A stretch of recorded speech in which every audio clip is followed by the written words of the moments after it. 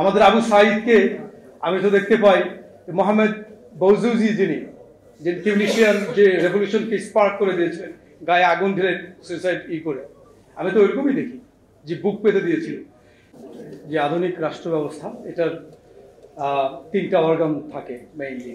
একটা হচ্ছে আইন বিভাগ, বিচার বিভাগ এবং শাসন বিভাগ। যেহেতু বিচার বিভাগ একটা ইম্পর্টেন্ট অর্গান, সেখানে আইনজীবীদের রোল অপরিসীম, অনেক রোল আছে এখানে সংস্কারের ক্ষেত্রে। তো আমরা এই সংস্কার কিভাবে আনবো আসলে আইনজীবীদের? এখন আইনজীবীদের যে নেচার, এখানে সংস্কারের দুই ধরনের মোটা দাগে কাজ হতে পারে। একটা হচ্ছে ট্যানজিবল, একটা ইনট্যানজিবল। ট্যানজিবল নেচারের যদি কোনো কিছু সংস্কার আনতে হয়, তাহলে যেমন ধরুন এই বিল্ডিংটা, এটা ভেঙে গেছে, এটাকে ঠিক করবে, ট্যানজিবল নেচারে। আর ইনট্যানজিবল হচ্ছে যেটাকে ধরা ছোঁয়া যায় না কিন্তু কাজ করা যায়। তো আইনজীবীদের রোলটা more of intangible in nature.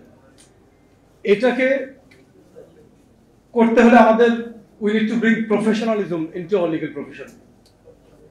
Margaret Thatcher, she was happened to be the longest serving prime minister of last century, and she was the first British lady prime minister.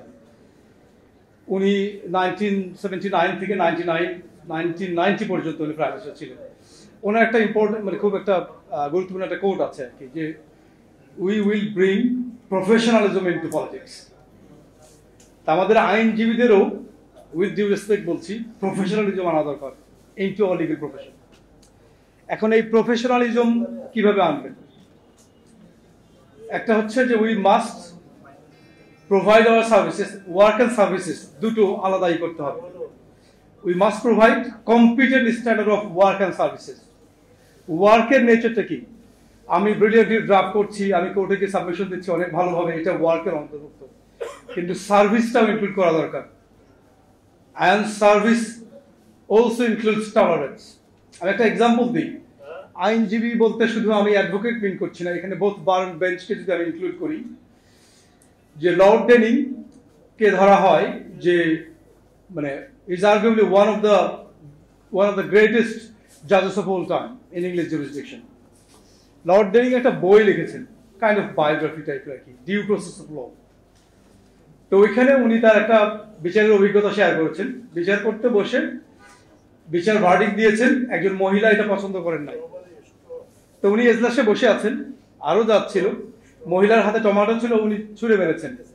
ডেনিং কোনোভাবে বেঁচে গেছে। এভাবে এই টমেটো গিয়ে দেয়ালে লেগেছে। লর্ড ডেনিং, তার হাতে কন্টেম্প্ট অফ কোর্ট আনার যথেষ্ট আইনি কাঠামো ছিল, যথেষ্ট আইন ছিল তার। তিনি কন্টেম্প্ট অফ কোর্টের প্রসিডিং আনেন না এগেইনস্ট দ্যাট লেডি। উনি কি করেছেন?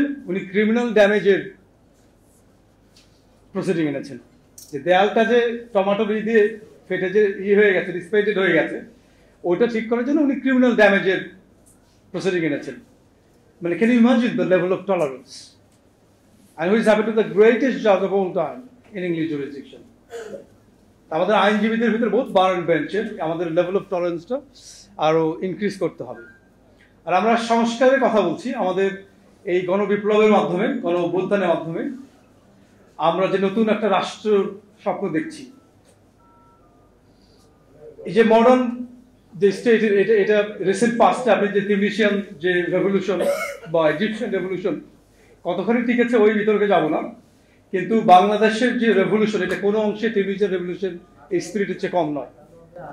আমাদের আবু সাঈদকে আমি তো দেখতে পাই মোহাম্মদ বৌজুজি যিনি টিউনিশিয়ান যে রেভলিউশনকে স্পার্ক করে দিয়েছিলেন, গায়ে আগুন ঢেলে সুইসাইড করে, আমি তো ওইরকমই দেখি যে বুক পেতে দিয়েছিল। তো আমরা একটা স্বপ্ন দেখছি, ইটস এ ড্রিম। এই ড্রিমটার একটা ট্রান্সফরমেশন দরকার to reality, into reality. A dream without an ambition is just a dream, it's a hollow dream. যে ড্রিমের মধ্যে কোনো অ্যাম্বিশন থাকে না, ইটস জাস্ট আ ড্রিম। এখন এই অ্যাম্বিশনের ভিতরে অন্যতম উপাদান হচ্ছে এখানে হার্ড ওয়ার্ক থাকতে হবে, এফোর্টস থাকতে হবে। সো আমরা সবাই মিলে এই আইনজীবীদের যে রাষ্ট্র সংস্কার যে ভূমিকা আছে, এটা আমরা হার্ড ওয়ার্ক দিয়ে, এফোর্টস দিয়ে পালন করবো, and that is the task ahead of us. Thank you all for your time and attention. Thank you. আমাকে সুযোগ করে দেওয়ার জন্য।